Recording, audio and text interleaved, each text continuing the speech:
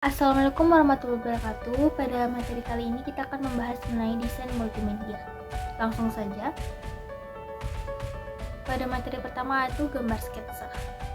Sketsa merupakan gambaran atau lukisan yang kasar, ringan, dan semata-mata hanya sebagai garis besarnya saja dan belum selesai karena hanya sebagai penanda. Sketsa ini dikenal sebagai bagan atau rencana bagi sebuah lukisan yang sifatnya hanya sementara baik di kertas ataupun di atas kanvas dengan tujuan untuk dikerjakan lebih lanjut menjadi suatu lukisan utuh. Manfaat sketsa ada 4, yaitu memberikan gambaran tema, meminimalisir kesalahan, mempertajam pengamatan, dan meningkatkan kemampuan koordinasi hasil pengamatan dan keterampilan tangan. Sebelum membuat gambar sketsa itu adalah aturan-aturannya. Pertama, kita harus membuat kerangka gambar.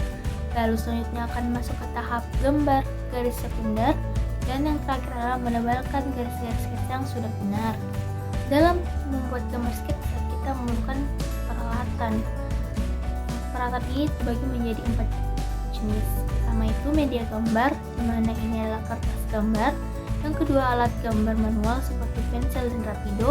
Yang ketiga alat gambar digital seperti software desain grafis atau program CAD komputer serta digital pen. Yang keempat adalah alat bantu gambar yaitu lightbox dan scanner. Selanjutnya kita akan membahas jenis-jenis pensil. Jenis pertama adalah pensil biasa. Pensil biasa ini memiliki batang kayu yang relatif murah dan dipakai untuk membuat berbagai macam goresan. Contohnya itu membuat bayangan. Jenis pensil yang kedua yaitu pensil keras. Pensil ini memiliki tingkatan dan kualitas kekerasan mulai dari 9H, di mana sangat keras, kemudian F. Jenis ini biasa dipakai untuk menggambar listan. Selanjutnya adalah pensil sedang atau HB. Pensil ini dipakai untuk membuat desain atau gambar perencanaan, baik gambar reklame atau gambar dekorasi. Yang keempat adalah pensil lunak atau B, ini yang paling banyak kita gunakan. Contohnya itu pensil 2B. Pensil ini dapat menghasilkan garis-garis yang padat, gelap, dan nada gelap terang. Yang ini paling banyak manfaatnya karena jenis pensil ini dipakai untuk menggambar portret, benda, atau pemandangan alam dalam warna hitam putih. Selanjutnya adalah pensil konten. Jenis ini berbeda dengan pensil biasa karena memiliki goresan yang tebal dan lebar yang memiliki warna hitam arang. Dibedakan menjadi 3 pola, yaitu hard, medium, dan soft. Selanjutnya adalah pensil warna. Pensil warna ini mengandung lilin dan tersedia dalam 12 macam warna. Namun sampai saat ini itu sudah banyak warna-warna yang sudah dapat kita gunakan. Ada 2 cara atau 2 teknik dalam memegang pensil. Yang pertama itu seperti menulis pada umumnya, yang dapat menghasilkan gambar secara detail dan menggambar pensil antara ibu jari dan 4 jari di bawahnya seperti ini, yang sangat baik untuk membuat garis-garis yang berani. Selanjutnya kita masih ke ilustrasi. Ilustrasi berasal dari bahasa Latin illustra.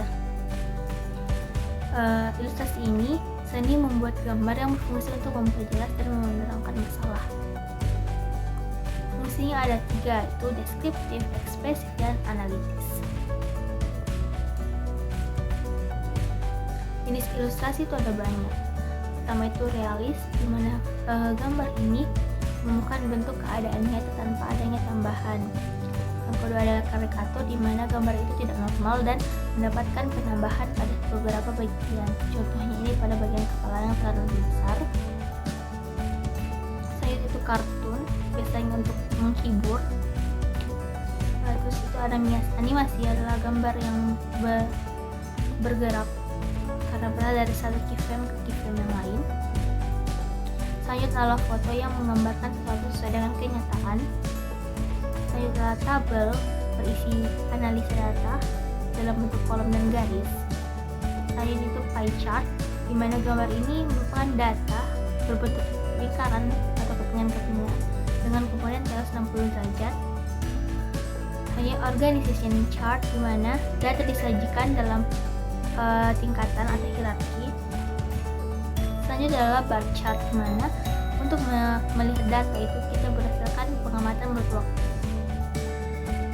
Selanjutnya adalah graph chart, yang menyajikan data kuantitatif dengan menggunakan sistem koordinat.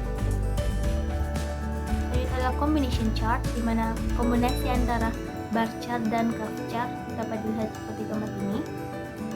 Selanjutnya adalah flowchart yang sering kita gunakan di teknik informatika. Itu gambaran bagian yang menunjukkan urutan dan hubungan antar proses serta instruksinya. Dan yang terakhir adalah ilustrasi peta. Peta ini adalah gambar atau keseluruhan bentuk permukaan bumi baik laut maupun daratan. Ilustrasi dalam artian luas itu adalah ilustrasi berupa gambar tangan atau digital atau kombinasi antara keduanya yang disebut dalam desain grafis. Selanjutnya itu ilustrasi dalam bentuk musik yang sering digunakan sebagai ilustrasi dalam pertunjukan, misalnya ketoprak, drama, atau film. Dan yang ketiga adalah ilustrasi dalam bentuk gerak, misalnya penari latar atau pantomime. Kesimpulan itu, ilustrasi merupakan seni membuat gambar yang berfungsi untuk memperjelas dan merangkai naskah. Jenis ilustrasi sangat banyak, antara lain gambar, fotografi. Intinya dari fungsinya, ilustrasi memiliki 3 fungsi, yaitu deskriptif, analitis, dan ekspresif. Mungkin itu yang dapat saya jelaskan. Lebih dan kurangnya mohon dimaafkan. Wabillahi taufiq wal hidayah. Wassalamualaikum warahmatullahi wabarakatuh.